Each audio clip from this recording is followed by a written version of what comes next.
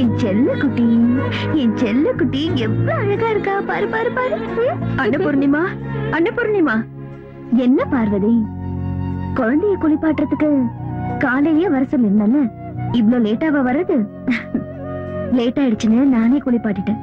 மன்னிச்சிடுங்கம்மா, என் மகனை பத்தி உங்களுக்கு தெரியும்ல, அவனை தூக்கத்துல இருந்து எழுப்புறதுக்கே 1 மணி நேரம் ஆகும். அப்புறம் அவனை குளிப்பாட்டி சாப்பாடு கொடுத்து அவனை ஸ்கூல்ல கொண்டு போய் விட்டுட்டு வரதுக்கு இவ்வளவு நேரம் ஆயிடுச்சு. பரவாயில்லம்மா. நான் வரும்போது கோயிலுக்கு போயிட்டு வந்தேன். இந்தாங்க பிரசாதம்.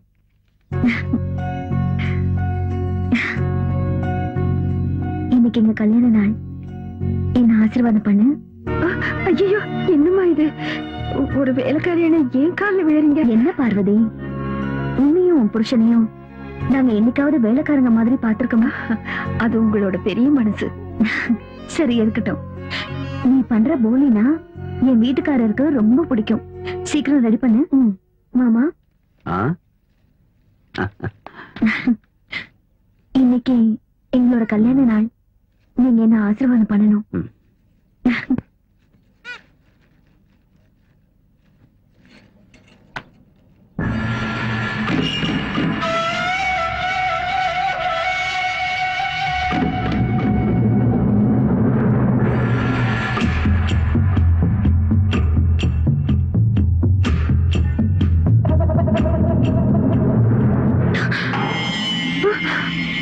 அன்னபூர்ணி, இப்போ நீ எவ்வளவு அழகா இருக்க தெரியுமா? அன்னபூர்ணி, நீ ஒரு குழந்தைக்கு தாயின்னு சொன்னா யாரும் நம்ப மாட்டாங்க.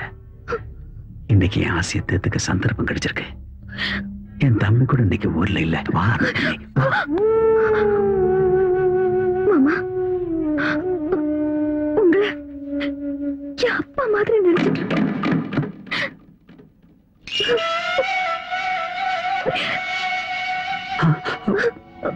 என்னாச்சு? ஏதோ ஒரு கெட்ட கனவு இல்ல? ஒரு நிமிஷத்துல ஏதோ என் புத்தி முழுங்கி போய் என்ன நடந்துச்சுன்னு தெரியல. நம்ம எதிரிங்க யாரோ நம்ம குடும்பம் நல்லா இருக்கிறத பார்த்து புறாமப்பட்டு ஏதோ சூன்யம் பண்ணிருக்காங்கன்னு நினைக்கிறேன். தயவு பண்ணி இந்த விஷயத்தை வெளியே சொல்லிடாதம்மா. என்ன என்ன என்ன மன்னிச்சிடுமா. வேணும்னா நான் உன் காலில் வேணா வந்து மன்னிப்பு கேட்கிறேன். நான் அந்த மாதிரி ஆள் இல்லை. என்ன மன்னிச்சிடு, என்ன மன்னிச்சிடு, என்ன மன்னிச்சிடுமா.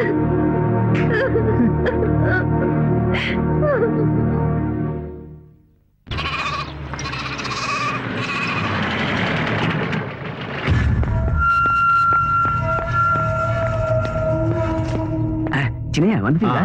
பாலுண்ணா, வண்டியில சூட்கேஸ் இருக்கு, அதை கொஞ்சம் எடுத்துட்டு வாங்க. எடுத்துட்டு வரேன். அண்ணா, இந்தப்பா, இந்த வீட்டோட சொத்து பத்திரம் எல்லாம் சரியா இருக்கான்னு பாத்துக்க. எதுக்குண்ணா இதெல்லாம்? நான் இந்த வீட்டை விட்டு போறேன்ப்பா. எங்க எங்க போறீங்க? காலம் என்ன எங்கெல்லாம் அடிக்குதோ அங்கெல்லாம் போறேன். இந்த சொத்துல இருந்து சல்லி காசு கூட எனக்கு வேண்டாம். நீ நல்லா இருக்கணும்ப்பா. நான் போறேன். ஆனா இங்க என்ன நடந்தது எனக்கு ஒண்ணும் புரியல. என்ன நடந்துச்சுன்னு நான் என் வாயால எப்படிப்பா சொல்லுவேன்? அப்படி எதுவும் நடக்கூடாது. என்ன நடந்ததுன்னு சொல்லுங்கண்ணா. உன் பொண்டாட்டிய நான் என் மகன் மாதிரிதான் பார்த்துட்டு வந்தேன். ஆனா அவ நான் வாழவே கூடாது. செத்து போறேன், செத்து போறேன். என் பொண்டாட்டி என்ன செஞ்சான்னு சொல்லுங்க, எனக்கு தெரியணும். உன் பொண்டாட்டி என் கையை பிடிச்சு என்னை கட்டி பிடிச்சு படுக்க இருக்க கூப்பிட்டாப்பா. வேண்டாமா வேண்டாமா, நீ என் மக மாதிரின்னு சொல்லி கேட்காதது மட்டும் இல்லப்பா, நீ எல்லாம் ஒரு ஆம்பளையான்னு என்ன பார்த்து கேட்டாப்பா.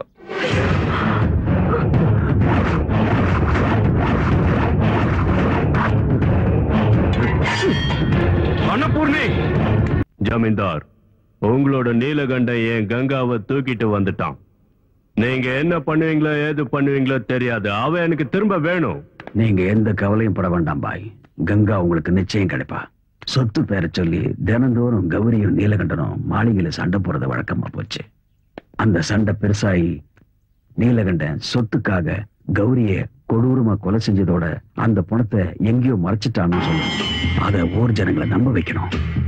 அத உண்மை நினைச்சு போலீஸ்காரங்க நீலகண்டன் அரெஸ்ட் பண்ணுவாங்க. அப்புறம் சொத்தெல்லாம் எனக்கு, கங்காவும் கௌரியும் உனக்கு.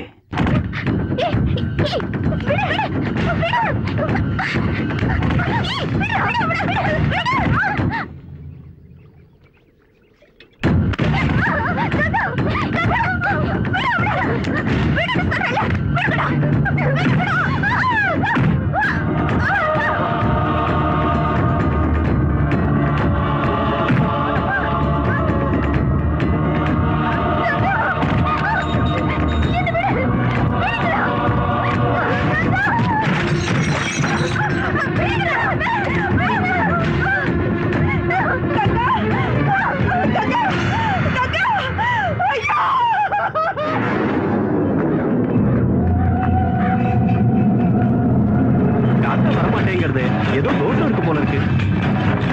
உங்க அம்மாவோட மனசுல ஏதோ கவலை இருக்கு. அவ ஆசைப்பட்டது நிறைவேறாம இருக்கு. இவளோட நீலகண்ட ஏன் கங்காவை தூக்கிட்டு வந்தான். அதுக்கு பதிலா நான் இவளை தூக்கிட்டு போறேன். ஆஸ்தி உனக்கு, இவ எனக்கு தான்.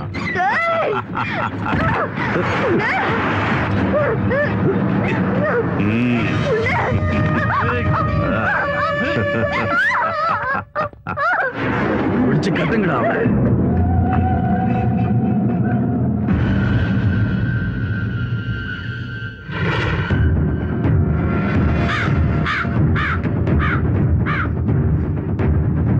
ஓ, இதுதான விஷயம். ஆபத்துல இருக்கிற மருமகளை தான் பையன் காப்பாத்தணும்னு ஆத்மா நினைக்கிறது. அது நிச்சயம் நடக்கும்.